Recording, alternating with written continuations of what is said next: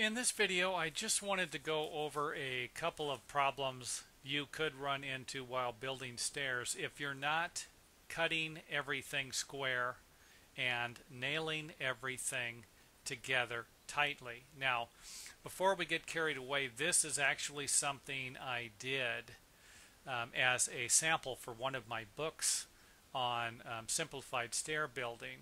And so I didn't really nail the crap out of it, and then you can see right here I have one screw holding the stringer together, and I would imagine I don't have more than two nails, and I can see one of them right here.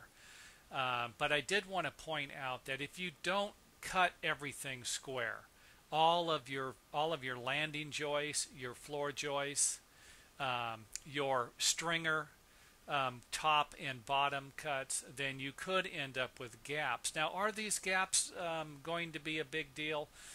Probably not. You know, will the stairs last for years without them?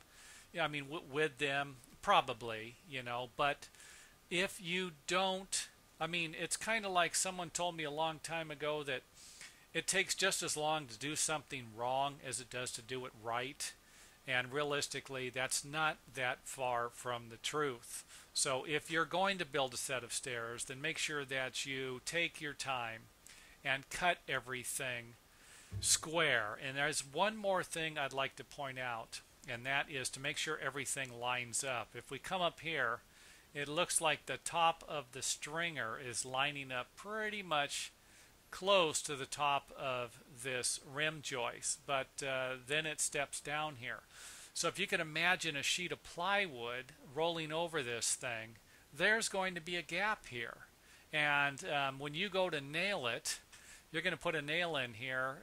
There's going to be a gap, and these are the problem areas in the future that could end up squeaking, and then you'd end up with a stair squeak or a noisy stair. Every time you step in this area, it'll squeak and just annoy the crap out of some people. So that wouldn't be a good thing.